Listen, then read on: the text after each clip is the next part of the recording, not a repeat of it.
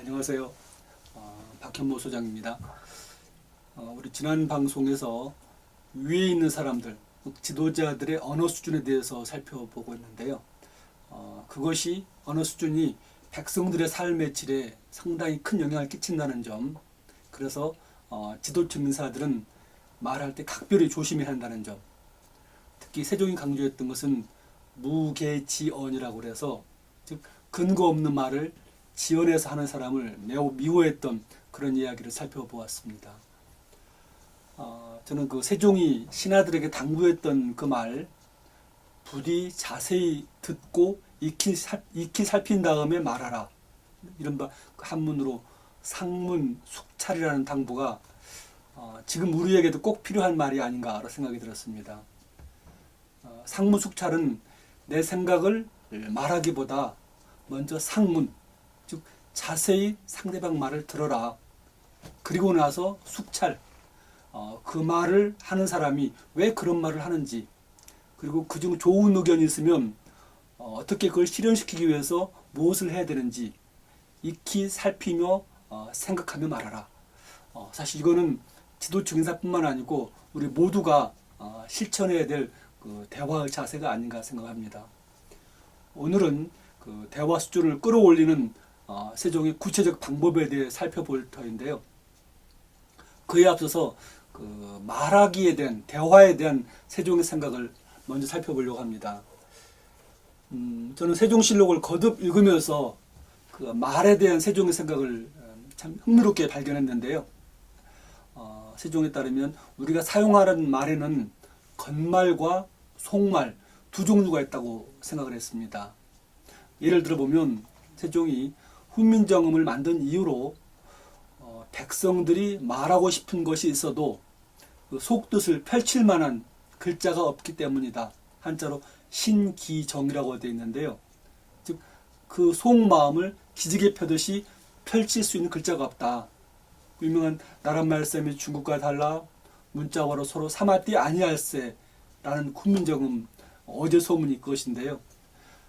여기 보면 속마음, 즉 한자로 기정, 그 정을 기지개 펴듯이 겉으로 펼치게 하는 것. 그래서 대화하는 사람들이 뭐 인사치레로 주고받는 겉말 단계를 지나서 마음속에 쌓여있는 속말까지 주고받을 때 비로소 대화다운 대화, 즉 이른바 삼화하는 그런 그 대화를 나눈 것으로 세종은 생각을 했습니다.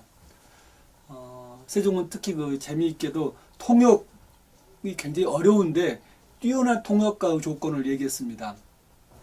즉 되게 말이란 것은 구부러지고 또 꺾이는 그런 대목을 잘 통변하는데 맛도 있고 의미도 있는데 요즘 통역사들은 그 대강만을 전달하고 그친다라고 아쉬웠습니다.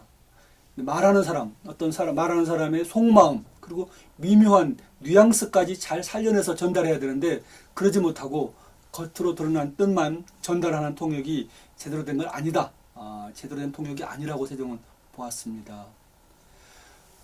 세종이 회의할 때 늘 거듭 강조한 것은 겉말하는 단계를 지나서 속말까지 꺼내놓는 것이었습니다.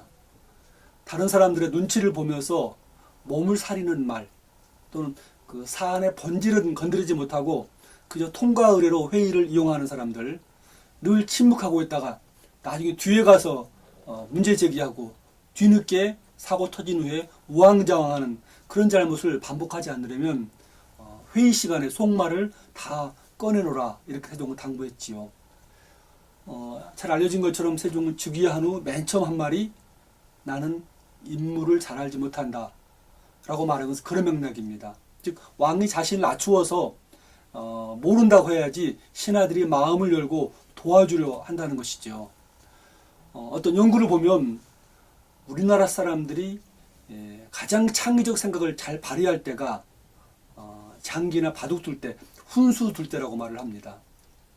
여러분도 경험을 해봤겠습니다만 장기 둘 때 약간 떨어져서 장기판을 보면 게임하는 당사자보다 훨씬 더 좋은 수를 보지요. 이때 중요한 것은 장기 두는 사람과 훈수 두는 사람의 동지의식입니다. 이게 우리 편이구나 라고 할 때 더 좋은 훈수를 주는데요. 그래서 훈수 두는 사람은 우리 편이 이기기를 바라는 마음으로 전체 그림을 보면서 계속 창의적 생각을 내고, 또 장기 두는 사람도, 게임 플레이어도 내가 모른다라고 말하면서 그 훈수를 겸허하게 받아들이면 최고의 성과를 낼 수 있다는 것이죠.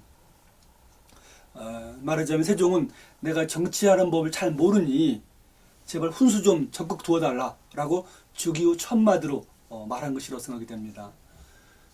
그 후에도 세종은 내가 변변치 못한 내가 왕이 돼서 백성들이 늘 근심과 고통 속에 지내고 있다. 제발 훈수 좀 둬달라, 이런 말을 했습니다. 부디 그대들은 나라에 도움되는 말이라면 조금도 거리끼지 말고 늘 시건해달라라고 겸손하게 요청하였지요. 한마디로 창의적인 훈수, 인재들의 마음속에 담고 속말을 모두 다 듣고 싶다, 이런 말이었습니다. 세종은 그 인재들로 하여금 속마음을 기지개 펴게 하기 위해서 어전의 분위기를 최대한 자유롭게 하기로 했습니다. 즉, 그 경연이라는 그 세미나식 어전회의를 매주 한번 개최했지요. 근데 경연은 인사 문제나 예산처럼 그런 그 무거운 의제가 아니라 되게 책 내용으로 말문을 여는 특징이 있었죠. 회의 참석자들이 어려서부터 늘 배웠고 또 과거 시험 공부하면서 집중 파고들었던 그런 논어 같은 익숙한 책의 한 대목을 함께 읽다 보면 누구나 부담 없이 한마디씩 할 수 있고 말문을 열 수 있죠. 그러다가 그 자리에 함께 있던 재상들이 책 내용에서 비롯된 창의적 아이디어를 당면한 일로 연결시키는 게 바로 경연의 특징이지 않습니까? 세종이 바로 경연 등 어전회의 때 늘 왕 앞에서 머리 숙이지 마라, 땅에 엎드리지 마라 라고 고든 자세를 요구했습니다. 좀 더 자유롭게 속말을 다 꺼내놓으라, 이런 말이었죠. 공손한 채 하면서 침묵하는 것보다 과인의 얼굴을 보면서라도 마음에 담고 있는 진실을 다 말해달라, 이렇게 하는 요청이었습니다. 그럼에도 불구하고 토론이 제대로 이루어지지 않으면 세종이 내가 의논하라고 말한 것은 서로 논박하면서 마음속에 쌓인 바를 다 진술하라 라고 하면서 그 속말 꺼내기를 거듭 당부하였습니다. 세종이 이렇게 인재들의 마음속에 있던 것을 다 꺼내놓게 하는 방법의 하나는 상대방의 말을 중간에 끊지 않고 끝까지 듣는 것이었습니다. 신하들의 말이 마음에 좀 들지 않거나 설사 살이 안 맞더라도 곧바로 부정하지 않죠. 아무리 비판적인 말에도 일단 경의 말이 옳도다, 경의 말이 매우 아름답도다, 이렇게 해서 긍정 반응을 보입니다. 그 다음에 상대방이 진심으로 하고 싶은 말, 즉 속말을 꺼내놓을 때까지 기다렸습니다. 그 유명한 미국의 심리학자인 마틴 셀리그만이라는 사람에 따르면 듣는 사람이 긍정적 반응을 하면 말하는 사람이 듣는 사람 상대방에서 일단 호감을 가질 뿐더러 호기심까지 불러일으킨다고 합니다. 그리고 호기심이 저 사람 왜 내 말을 자세히 듣지 하면서 다시 자기 능력을 더욱더 숙달되게 더 좋은 것을 발휘하게 하는 연쇄적 상승을 가져온다는 심리학 연구가 있습니다. 자기 안에 역량을 최대한 끌어내서 이야기를 하게 만드는 게 듣는 사람의 긍정 반응이란 것이지요. 그래서 이것은 내 행동이 매우 중요하구나, 저 사람이 잘 듣고 있으니까, 그리고 그 결과를 내가 말한 것을 사람이 따라주고 있다, 통제할 수 있다, 그런 자신감이 긍정 반응을 보면서 생긴다는 게 셀리그만의 연구였습니다. 제가 하나 예를 들어보자면 세종 때 신하 형조참판, 지금 법무부 차관까지 한 사람 고약해라는 사람이 국왕이 세종이 강무를 가겠다고 하자 그건 고려 말에 우왕과 같은 혼군들이나 어리석은 임금들이 하던 사냥인데 왜 그걸 하십니까? 횟수를 크게 줄이십시오라고 말합니다. 지금 마침 중국 사신들이 많은 요청을 해서 의무적으로 꼭 해야 되는 강무도 그들이 강무를 요청하니까 민폐가 큰데 정기적인 강무라도 줄여서 백성들의 수고로움을 덜게 해달라는 것이죠. 세종의 첫 반응이 뭘까요? 경의 말이 매우 아름답다였습니다. 구체적으로 어떤 민폐가 있고 또 강무하지 않았을 때 그럼 군사훈련을 어떻게 할 것인가를 한번 자세히 얘기해보라 라고 말했죠. 근데 최종적으로 그의 말을 다 듣고 반대한 말을 다 듣고 세종이 내린 결론은 현행대로 지금처럼 계속 하라 했습니다. 사신의 요청으로 강무를 한 것은 1년에 한 번에 불과한데 특히 무엇보다 강무를 하지 않으면 국가 행사에 제사 등에 쓰이는 고기가 부족해서 결국은 백성들이 내야 되는데 그것은 부담은 또 백성 민폐가 아니냐, 라고 하는 세종의 판단이었죠. 특히 세종은 평화가 오랫동안 지속되면서 군대의 전투력, 즉 장군들의 지휘 능력과 병사들의 일사불란한 움직임 등을 익힐 기회가 크게 줄어들고 있는데 바로 이 강무가 그것을 할 수 있다, 보완할 수 있다고 봤습니다. 다 들어서 고약한 말을 다 들어서 상대방 속말은 잘 헤아리되 사실 확인을 거쳐서 최종 결정을 왕이 내리는 것이죠. 저는 이것을 중용의 대화법이라고 부르고 있습니다. 처음부터 왕이 자기 생각을 내세우고 야 모두 따라와 라고 하는 것은 지나친 말하기입니다. 그러면 모두 소극적이 돼서 왕의 눈치만 보죠. 책임 모면하는 데만 급급합니다.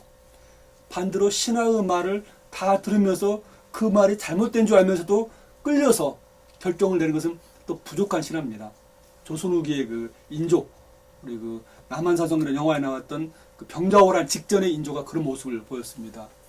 세종은 그 사이에서 즉 내가 잘 모른다 라고 해서 신하들로 하여금 속말을 다 꺼내놓게 하고 또 되짚어보고 해법을 강구하고 이걸 영어로 말하면 어떤 분은 먼저 상대방 말하자 yes라고 말을 합니다. 긍정 반응을 보이죠. 속마음을 다 꺼내줬습니다.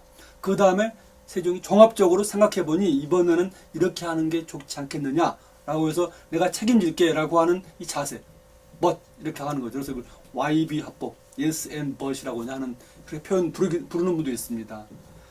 그것은 결국 반대 의견을 가진 사람도 자기 속마음을 다 말했기 때문에 서운해하지 않고 최종 결정을 받아들이게 하는 것이 세종의 중용의 대화법이고 이른바 YB 합법입니다. 그런데 그 세종의 대화법에서 매우 특이한 게 하나 있는데요. 그것은 바로 질문을 잘 던진다는 것입니다. 이른바 질문의 대왕이라는 별명처럼 세종은 다양하고 아주 특이한 질문을 던지곤 했어요. 인재들의 그 창의적 생각을 자극하는 질문이었죠. 이 부분에 대해서는 다음 시간에 살펴보도록 하겠습니다. 네, 고맙습니다.